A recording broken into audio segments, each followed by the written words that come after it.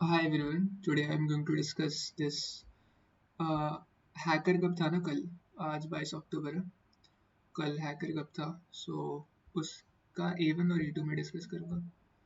Well, A2 kind of discuss करूँगा because मेरे से सबमिट नहीं हुआ था, बट ठीक है, कोई बात नहीं, पहले A1 डिस्कस कर लेते हैं।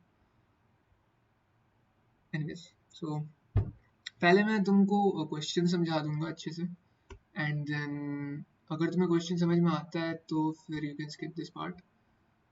बट हाँ, सो इसमें ना कुछ इन्होंने वर्ड यूज किए जो थोड़ा सा लाइक कंफ्यूजिंग हो सकते हैं, जैसे a curiosity of go, orthogonally contiguous. कुछ नहीं है इसमें, मैं तुम्हें समझाता हूँ अच्छे से, रुको। देखो, सो फर्स्टली तुम्हें इसमें क्या बोला है, तुम्हें एक लाइक बोर्ड है तुम्हारे पास। एक सेकेंड। हाँ, तो तुम्हारे पास लाइक एक बोर्ड है, एंड उसमें बहुत सारे पीसेस होंगे, लाइक मैट्रिक्स है एक, एंड देन लाइक कुछ पीसेस है यहाँ पे, कुछ ब्लैक है, कुछ वाइट है, एटसेट्रा एटसेट्रा, राइट। सो इधर पे क्या बोला गया है कि instead of like this in this paragraph, इसमें इन्होंने ये कहा है कि इंस्टेड ऑफ लाइक दिस, जो पीसेस हैं वो इस तरह से रखे जाएंगे। जो खाली जगह है ना, जो बॉक्स बना, बॉक्स के अंदर नहीं रहेगा। पीसेस जो है, instead of being here, it will be in this intersection.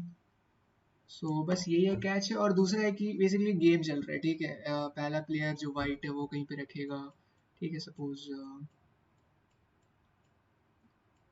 मैं वाइट हूँ, मैंने अपनी गोटी यहाँ पे रखी, ठीक है। अगला प्लेयर है वो ब्लैक है, उसने अपनी गोटी यहाँ पे रखी, ठीक है। फिर मैं वाइट हूँ, फिर मैंने अपनी गोटी यहाँ पे रखी, फिर उसने अपनी गोटी यहाँ पे रखी, ऐसे इस तरह से गेम चलता रहता है। So that's this paragraph. And तुम्हें इसमें क्या करना क्या है, इसमें इन्होंने ये कहा है कि ऑर्थोगोनली कंटिग्यूस। अब ऑर्थोगोनली कंटिग्यूस का इसका मतलब क्या, ऑर्थोगोनल का मतलब क्या होता है, 90 डिग्री, ठीक है। ये मैं बस टाइम पास कर रहा हूँ तुम्हें, लाइक वर्ड टू वर्ड समझाने की। क्वेश्चन तुम्हें हो सकता है समझ में आ गया हो, बट एनीवेज, ऑर्थोगोनल क्या होता है, 90 डिग्री। अब जैसे मान लो ऐसे कोई ग्रुप है, ठीक है। तो अब तुम देखो, हर किसी को ना लाइक तुम ऑर्थोगोनल लाइन से जोड़ सकते हो, ठीक है। सो लाइक देखो, ये एक स्ट्रेट लाइन है, फिर ये परपेंडिकुलर जा रहा है, फिर ये परपेंडिकुलर जा रहा है, फिर तुम यहाँ पे आ रहे हो, फिर परपेंडिकुलर। बेसिकली तुम इस तरीके से जोड़ सकते हो इनको, ठीक है। लाइक ऐसे स्ट्रेट लाइंस बना बना के तुम अगर जोड़ सकते हो उस उन पीसेस को, तो वो एक ग्रुप में आ जाते हैं, ठीक है। अब कौन से ग्रुप में नहीं आएंगे मैं बताता हूँ, ठीक है। सो लाइक ये मेरे पास, राइट, ये लाइंस है। अब मान लो सपोज कोई पीस, लेट्स से यहाँ पर है, राइट, एंड इसके बीच में सपोज कोई ब्लैक पीस है, राइट। सो ये इस ग्रुप का पार्ट नहीं है बिकॉज ये ग्रुप कंटिन्यूस है, राइट। ये कंटिन्यूस है, बट ये कंटिन्यूस नहीं, इसके बीच में एक ब्लैक पीस आ जा रहा है। सो बेसिकली ये मतलब है। तो तुम्हें कुछ मतलब ये फालतू सा दिया हुआ है, बस ये कुछ इस पे ज़्यादा ओवर थिंक करने की ज़रूरत नहीं। तुम बस ऐसे एज्यूम कर लो कि एक मैट्रिक्स है और सारे पीसेस जो है वो बॉक्सेस के अंदर ही है। बस तुम्हें कंसीडर ऐसे लाइंस को करना है, ठीक है। डायगोनली कंसीडर नहीं करना है तुम्हें, बस इतना ही करना और कुछ नहीं। बिकॉज लाइक मैं समझाता हूँ what I mean by this. Suppose इधर में क्या बोला है कि तुम्हारा जो क्वेश्चन है, क्वेश्चन में ये है कि मेरे पास जो है एक, सपोज मेरे पास ये वाइट पीस है, correct. And what if like यहाँ पे ब्लैक पीसेस है, ठीक है। यहाँ पे सारे ब्लैक पीसेस, मैं कवर कर लेता हूँ सबको, ठीक है। मैं क्रॉस बना रहा हूँ, अगर ब्लैक पीस है तो मैं क्रॉस बना रहा हूँ। See, so this is a black piece, this is a black piece, this is black piece. और ये बेसिकली अगर ये कवर कर रहे हैं सबको, ठीक है, ये सारे पीसेस को कवर कर रहे हैं। नोटिस कि मैंने यहाँ पे ब्लैक पीस नहीं बनाया, इधर पे बनाने की जरूरत नहीं है बिकॉज यही ऑर्थोगोनली कवर कर रहे हैं ना। ये बनाने की जरूरत ही नहीं मेरे को, बिकॉज ये फिर ऐसे लाइन इस तरह से लाइन हो जाएगा ना, तो ये मुझे नहीं देखना। मुझे बस देखना है कि हॉरिजॉन्टली और डायगोनली, ऑर्थोगोनली मतलब ऐसे डायगोनली ना, मेरा मतलब था कि वर्टिकली और हॉरिजॉन्टली, बस इस तरीके से बाउंड्रीज होनी चाहिए ब्लैक्स की। अगर ऐसा कोई सेटअप बन रहा है, मतलब किसी मूव के बाद ऐसा एक सेटअप बन चुका है, तो ये जो दो प्ले वाइट पीसेस है ना, ये कैप्चर हो जाएंगे। ठीक है, ये मैं कैप्चर कर लूंगा। सपोज मैं ब्लैक और मेरे एक मूव के बाद ऐसा सीन हो गया, तो मैंने कैप्चर कर लूंगा। और बेसिकली यही है अपना, मतलब मेरे पॉइंट्स बढ़ जाएंगे। तो नाउ क्वेश्चन ये कहता है कि सपोज तुम्हें एक सिनेरियो दी गई है जहाँ पे ऐसा कुछ ऐसी सिचुएशन नहीं है उसमें, ठीक है। जो ब्लैक पीस है वो कंप्लीटली किसी भी वाइट के ग्रुप को कवर नहीं कर रहे, बट हो सकता है एक स्टेप बाद कवर कर सके। ठीक है, सो लाइक सपोज ऐसा अगर होता, मतलब सेम सिनेरियो, बस एक्चुअली ज़्यादा नहीं बना देता हूँ, क्या फ़र्क पड़ता है। सपोज यहाँ पे वाइट है, यहाँ पे वाइट है, यहाँ पे वाइट है, यहाँ पे वाइट है, देन यहाँ पे एक ब्लैक है, ठीक है। यहाँ पर भी एक ब्लैक है और यहाँ पर भी एक ब्लैक है, ठीक है।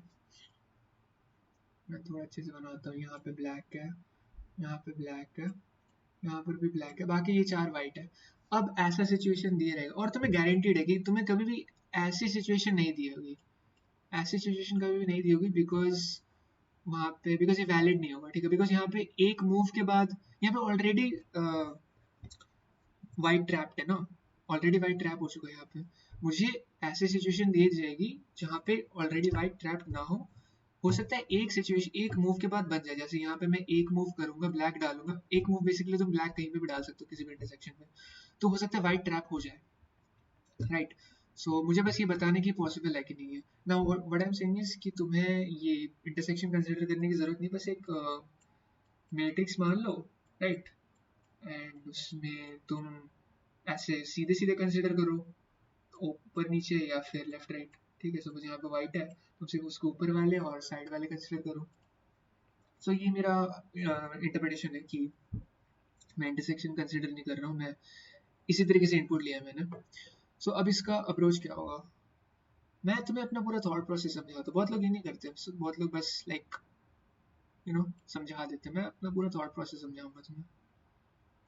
हाँ, सो मेरा थॉट प्रोसेस ये था कि अब देखो मैं एक टेस्ट केस लेता हूँ। हम्म, चलो अपने से बना के तुम्हें दिखाता हूँ test case. So suppose matrix, right? And this like ये मेरा पहला थॉट प्रोसेस था। अब अगर कोई वाइट है यहाँ पे, ठीक है, और यहाँ पे ब्लैक है, ठीक है। सो ये ट्रैप्ड है, राइट। अब ये मैंने कैसे पता किया कि ट्रैप्ड है, बिकॉज मैंने इसके ऊपर देखा, वाइट के ऊपर देखा, वाइट के नीचे देखा, और वाइट के राइट में देखा, और वाइट के लेफ्ट में देखा, राइट। सो ऐसा भी सिचुएशन हो सकता था कि white white, black black, black and black, right. So हो सकता है ऐसी सिचुएशन होती। इन दैट केस ऑल्सो ये दोनों वाइट ट्रैप्ड है, राइट। और मुझे बस येस और नो प्रिंट कराना है, मुझे ये नहीं बताना कि कितने सारे वाइट ट्रैप्ड है। तो मैंने ये अप्रोच लगाया कि मैं सारे वाइट पीसेस पे जाऊंगा एंड देन मैं ऊपर ऊपर ट्रेवर्स करूंगा, नीचे ट्रेवर्स करूंगा, लेफ्ट करूंगा, राइट करूंगा, और मतलब वो करते जाऊंगा काउंट प्लस प्लस, ठीक है। सो सपोज आई एन जे है, आई कॉमा जे है मेरे पास ना, मैं लूप चलाऊंगा एक आई का, आई 1 टू एन, फिर इसके अंदर मैं लूप चलाऊंगा जे 1 टू एम, ठीक है। एंड देन हर आई एन जे के लिए मैं चेक करूंगा कि आई को प्लस प्लस करते जाऊंगा एक तरफ, और एक बार करूँ और एक बार आई को माइनस माइनस करते जाऊंगा, जब तक प्लस प्लस तब तक करूंगा जब तक वो एन तक नहीं पहुंचता, और माइनस माइनस इसके अंदर करूंगा, ठीक है। लूप के अंदर, लूप के अंदर लूप करूंगा। सो लाइक एन क्यूब तक जाएगी, मुझे फर्क नहीं पड़ता बिकॉज बहुत छोटा है N. N is like max to max 19 है, ठीक है। तो 19 क्यूब हो सकता है, तो मुझे फर्क नहीं पड़ता उससे। तो मैं ऊपर जाऊंगा एक बार, नीचे जाऊंगा, लेफ्ट जाऊंगा, राइट जाऊंगा। और बेसिकली क्या होगा, अगर सपोज ऐसा रहता कि वाइट है, और है, सॉरी ब्लैक है, ब्लैक है, ब्लैक है, और यहाँ पे खाली है, ठीक है। सो लाइक यहाँ पे कुछ नहीं है, खाली मतलब डॉट देता है, क्वेश्चन में डॉट दिया हुआ है। सो यहाँ पे सपोज खाली है, ठीक है। तो मैं क्या करूँगा, मैं जब नीचे जाऊँगा तो मुझे ब्लैक इनकाउंटर हो जाएगा, फिर मैं रोक दूंगा, फिर मैं यहाँ जाऊँगा मुझे इनकाउंटर हो जाएगा ब्लैक, यहाँ पे रोक दूंगा, फिर मैं यहाँ जाऊँगा ब्लैक इनकाउंटर हो जाएगा, रोक दूंगा। ऊपर जाऊँगा मुझे खाली मिलेगा, तो यानी कि यहाँ पे एम्प्टी स्पेस है। तो मैं ऐसे वाइट्स चेक करूंगा कि ये चारों तरफ जाने के बाद एम्प्टी स्पेस सिर्फ एक आना चाहिए, राइट, सिर्फ एक एम्प्टी स्पेस आना चाहिए। और ऐसा अगर आ गया, राइट, ऐसा अगर आ गया तो फिर कॉन्ग्रेचुलेशंस, तुमको मिल चुका है आंसर कि हाँ पॉसिबल है। बट ये चीज फेल इसलिए हो रही थी बिकॉज सपोज ऐसा होता, राइट। सो मिटा सकता हूँ कंट्रोल, बस ये इतना ही बड़ा होगा क्या, ठीक है कोई नहीं। तो सपोज ये फेल इसलिए हो रही थी बिकॉज सपोज, अरे मैंने पूरा क्यों मिटाया, वैसे मैं भी बेवकूफ हूँ। तो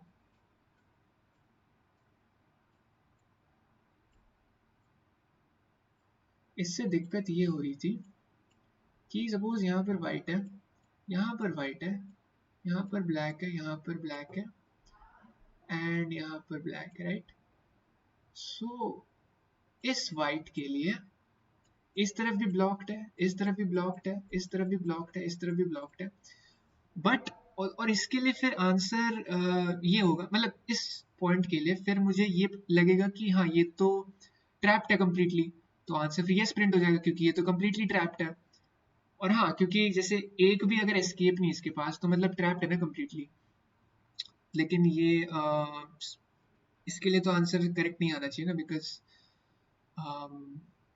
ये इस ग्रुप का पार्ट है और ये ग्रुप तो फ्री है, ये इस तरफ जा सकता है, इस तरफ भी जा सकता है, ऊपर नीचे भी जा सकता है ना। सो ये दिक्कत थी actually, now that I think of it, ये मुझे अभी रियलाइज हुआ, पता है, अगर मैं जैसे वाइट में ऐसा कंडीशन डाल दूं कि वो एग्जैक्टली 1 के बराबर आना चाहिए, 0 भी नहीं 1 के बराबर आना चाहिए, फिर तो आंसर पॉसिबल है। मैं ये करके देखूंगा। मैं क्या बोल रहा हूँ कि मैं कंडीशन चेक करूंगा हर वाइट के लिए, हर वाइट पीस के लिए मैं चेक करूंगा कि मैं इस साइड जा रहा हूँ, लेफ्ट जा रहा हूँ, राइट जा रहा हूँ, ऊपर जा रहा हूँ, नीचे जा रहा हूँ, जहां पर भी मेरे को एम्प्टी स्पेस मिल गई मैं काउंट प्लस प्लस कर दूंगा। जहाँ पे सपोज मेरे को यहाँ पे ब्लैक मिला, मेरे को यहाँ पे व्हाइट मिला, मेरे को यहाँ पे ब्लैक मिला, कुछ भी और मिल जाता है ना, मैं उसको काउंट नहीं करूंगा, मेरे को एम्प्टी स्पेस मिलेगा तभी मैं उसको काउंट प्लस प्लस करूंगा। और मैं बस चेक करूंगा कि पूरे मैट्रिक्स में अगर कहीं पे भी ऐसा सिचुएशन आता है जहाँ पे व्हाइट के लिए मुझे काउंट इक्वल टू 1 मिला है, देन मैं आंसर यस प्रिंट करा दूंगा। आई थिंक ये सही सही अप्रोच है, मैं एक बार करके देखूंगा। एनीवेज मुझे ये चीज़ सही नहीं लगी उस टाइम कि हाँ ये तो गलत दे सकता है आंसर, क्योंकि मैं count less than equal to 1 का देख रहा था। हाँ इसके लिए फिर फेल कर जाएगा। एनीवेज तो मैंने क्या सोचा, फिर मैंने बाउंड्रीज की सोची। तो सपोज जैसे वाइट है, ठीक है, 3 वाइट है सपोज, चलिए 4 बना देता हूँ, ठीक है। और मैं फिर एक और 3 वाइट बना देता हूँ, ठीक है। और अभी ये सराउंडेड है ब्लैक से। और मैंने क्या किया, अगर तुम लाइक बाउंड्री आ जाती है, like edge of the matrix आ जाती है, तो मैं उसको भी क्या कर रहा हूँ, मैं वहां पे भी ब्लैक सेट कर दे रहा हूँ। लाइक मैं जैसे अगर मैट्रिक्स मुझे दी गई है इतने साइज की, राइट, इतने साइज की मुझे मैट्रिक्स दी गई और ये बाउंड्रीज को मुझे एज कंसिडर करना है, तो मैं इसको ऐसे मैंने एक्चुअली एक साइज बड़ा का मैट्रिक्स ले लिया। चारों तरफ मैंने एक ब्लैक की बॉर्डर लगा दी, मतलब बेसिकली एन साइज का मुझे अगर एन लेंथ का मेरा मैट्रिक्स है, एन और एम लेंथ का अगर मैट्रिक्स है, तो मैंने इधर भी +1 कर दिया, इधर भी +1 कर दिया, इधर भी +1 कर दिया और इधर भी +1 कर दिया और बाउंड्रीज को ब्लैक से फिल कर दिया। तो मुझे सिर्फ ब्लैक के लिए चेक करना पड़ता, मुझे एजेस के लिए अलग से चेक नहीं करना पड़ता, यू नो। सो मैंने ये दिमाग लगाया एक लाइक दिस। तो मुझे बस चेक करना है कि सारे वाइट्स ब्लैक से कवर्ड है कि नहीं, एज की मुझे देखने की जरूरत नहीं है। एनीवेज, सो मानो ऐसा एक सिचुएशन क्रिएट हुआ है ना, तो अब मुझे क्या करना है, अब मुझे, मैं पहले ये बीच का देख रहा था, ठीक है। सपोज ये ब्लैक नहीं है, ठीक, काम करते हैं, ब्लैक को मिटा देता हूँ। तो एक तरफ तुम्हें एम्प्टी, ये काफी अच्छी सिचुएशन बन गई। यहाँ पे मैं एक बार ब्लैक पुट करूंगा तो फिर कंप्लीटली सराउंडेड बाय ब्लैक्स हो जाएंगे ये वाइट के ग्रुप। और फिर यस, इसका आंसर यस होगा। तो सपोज ये नहीं होता, ठीक है, तो मैं सोच रहा था कि मैं इसको कंसिडर करता बीच वाले को, तो फिर तो ये वाली स्पेस आती ही नहीं, ठीक है, ये तो सराउंडेड है कंप्लीटली। मतलब प्रीवियस सिचुएशन जो हो रहा था, ठीक है, मुझे एजेस को कंसिडर करने पड़ेंगे, एज वाले वाइट्स को। तो मैं बीच से एज में कैसे जाऊं? मैं इधर से ट्रेवर्स कर सकता हूँ इस तरफ। पहले मैं इस बीच वाले वाइट के लिए चेक कर लूंगा इसके आसपास किससे सराउंडेड है, फिर मैं इस वाइट के लिए चेक कर लूंगा ये अपने आसपास से किससे सराउंडेड है, फिर इस वाइट के लिए, फिर इस वाइट के लिए, ऐसे करके मैं एक वाइट से दूसरे वाइट पे जंप करूंगा। मैंने ये दिमाग लगाया, मेरे दिमाग में ये है। सो अब ये आने के बाद मेरे दिमाग में पहले तो बीएफएस आया, बट फिर बीएफएस कोड करने की मुझे उतनी आदत नहीं है, सो मैंने सोचा डीएफएस करते हैं, ठीक है। सो हर वाइट में मैं पहले इसके चारों तरफ चेक करूंगा, फिर इसके चारों तरफ भेज दूंगा, ठीक है, इधर भी एक भेजूंगा, इधर भी भेज, मतलब फंक्शन कॉल करूंगा, ठीक है, इधर पे आके भी फंक्शन कॉल करूंगा, इधर पे आके भी फंक्शन कॉल करूंगा, ठीक है, ऐसे करते रहूंगा। और जैसे ही मुझे सराउंडिंग में कहीं पे भी एक एम्प्टी स्पेस मिल गई तो मैं काउंट प्लस प्लस कर दूंगा, ठीक है। ऐसे मैं हर वाइट के ग्रुप्स के लिए करूंगा। जैसे अगर बगल में वाइट हुआ तो इधर पे मैं कॉल करूंगा, अगर बगल में ब्लैक हुआ तो मैं कॉल नहीं करूंगा। तो सारे वाइट के लिए मेरे को एक ही डीएफएस, सारे वाइट्स के ग्रुप के लिए मुझे एक ही बार डीएफएस रन करना पड़ेगा, है ना। सपोज मैं एक और एग्जांपल देता हूँ तुम्हें, एक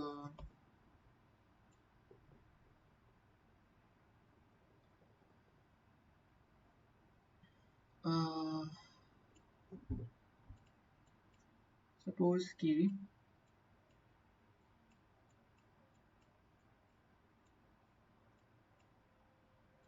ये एक वाइट है, ठीक है, सराउंडेड बाय ब्लैक्स, फिर ये एक वाइट है,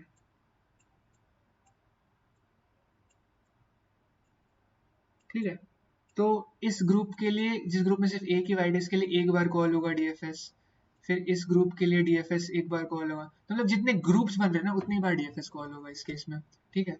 सो यही है लॉजिक उसका। और अगर कहीं पे भी किसी भी ग्रुप कॉल में, ठीक है, इस ग्रुप में जब मैं कॉल करके फाइनली जो रिजल्ट रिटर्न होगा, काउंट को प्लस प्लस करते जाऊंगा ना, तो काउंट में अगर फाइनली वन वैल्यू है, value equal to count equal to अगर वन हुआ, मतलब एक स्पेस है, एक खाली जगह है जहाँ जहाँ से ये वाइट एस्केप कर सकता है, तो फिर मैं उसको फिर मैं फ्लैग को ट्रू करके और फिर आंसर यस प्रिंट करा दूंगा। ये इसको एज एन एस्केप मान रहा हूँ, ठीक है। जैसे अगर मैं डीएफएस, जैसे मैं चारों तरफ भेज रहा हूँ, ठीक है, डीएफएस के अंदर मैं इस पॉइंट पे हूँ, ठीक है, अब मैं इधर भेज रहा हूँ, इधर भेज रहा हूँ डीएफएस को, इधर भेज रहा हूँ, इधर भी भेज रहा हूँ। अगर यहाँ पे ब्लैक है तो मैं तो रोक लूंगा क्योंकि बाउंड्री है। अगर यहाँ पे एक एम्प्टी स्पेस है तो मैं यहाँ पे रोकूंगा तो सही, लेकिन एक काउंट प्लस प्लस भी कर दूंगा। अगर यहाँ पे व्हाइट है तो मैं रोकूंगा नहीं, मैं यहाँ से आके फिर से चारों तरफ भेजूंगा। और अगर क्योंकि इस तरफ आके वापस पीछे जा रहा है तो ये दोबारा से काउंट हो सकता है, इसके लिए मैं एक विजिटेड एरे रखूंगा। और विजिटेड एरे को मैं बार बार वो कर दूंगा और रीसेट करूंगा। वो क्यों मैं बताता हूँ, पहले मैं कोड दिखा दूँ तो मैं थोड़ा समझ में आएगा। सो बैकअप टू सोर्स, यहाँ पे yes.